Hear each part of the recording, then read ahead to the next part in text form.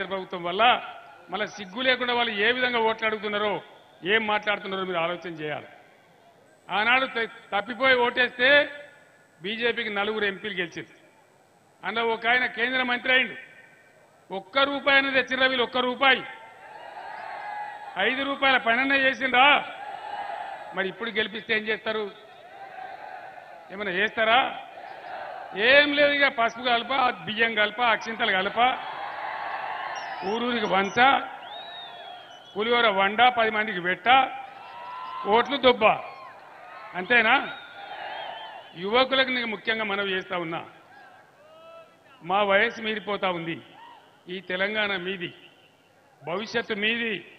ఈ రాష్ట్రాన్ని ముందుకు నడిపేది మీరు. మీరు ఆలోచన చేసి బుద్ధితో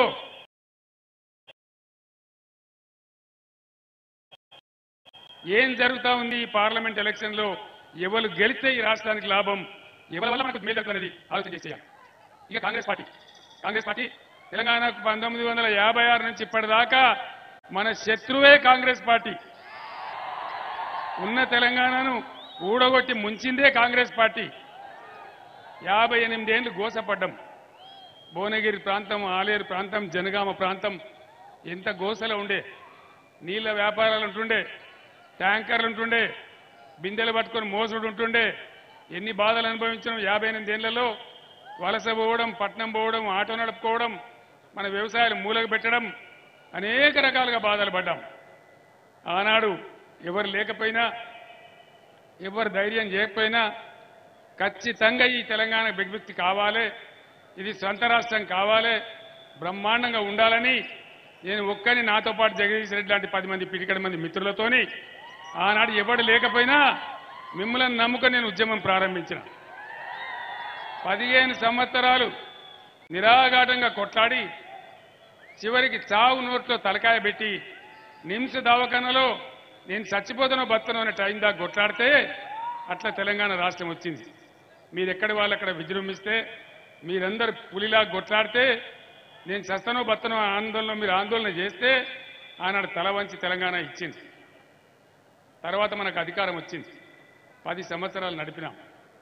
కులము, మతము, జాతి వివక్ష లేకుండా అన్ని వర్గాలకు ప్రజలకు మేలు జరగాలని చాలా మంచి కార్యక్రమాలు చేసుకున్నాం.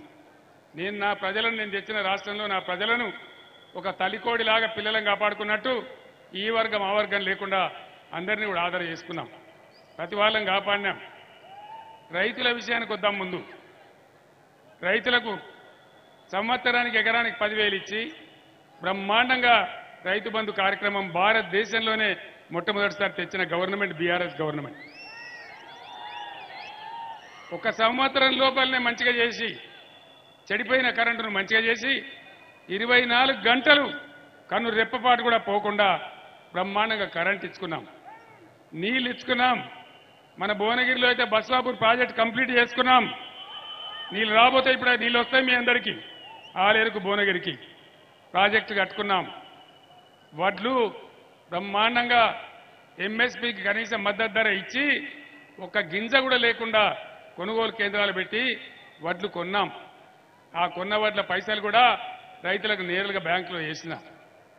ఇలా కాంగ్రెస్ ఏం చేసింది? అడ్డగోలు హామీలు ఇచ్చింది. అడ్డగోలుగా హామీలు ఇచ్చి కేసీఆర్ 10,000 ఇస్తాడు కదా, మేము 15,000 ఇస్తాం.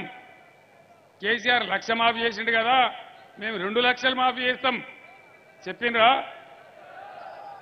రైతు బంధు అందరికి వచ్చిందా? రాలేదా? ఇది ప్రజల మాట, నేను చెప్తలేను. రాలేదు కదా. ఉంటుందో ఊడగొడతారో అది కూడా తెలుస్తలేదు. 5 ఎకరాలకే ఇస్తాం, 3 ఎకరాలకే ఇస్తాం. నీ అబ్బా జాగిరి పోతుందా? నీ ముల్లేమైనా పోతుందా? రైతులకు ఏమైనా బెంచ్ కార్లు ఉన్నాయా? రైతుల దగ్గర ఏమైనా కోట్ల రూపాయల ఆస్తులున్నాయా? 5 ఎకరాలకు ఎత్తామంటే 6వ ఎకరం నోటి ఎటు పోవాలి? 7 ఎకరాల నోటి ఎటు పోవాలి?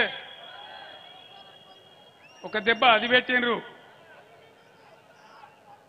తర్వాత ప్రాజెక్టుల నీళ్ళు ఇచ్చే కాడ నీళ్లు సరిగా ఇయ్యలే, అట్లా పంటలు ఎండబెట్టిండ్రు.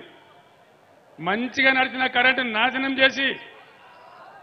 నాశనం చేసి రోజు ఎప్పుడు పోతుందో ఎప్పుడు వస్తుందో మళ్ళా ఆ పరిస్థితి తెచ్చి మొత్తం పొలాలు ఎండబెట్టినారు. మాయమైపోయిన బోరు బండ్లు మళ్ళా ఊర్లలోకి వచ్చినాయి.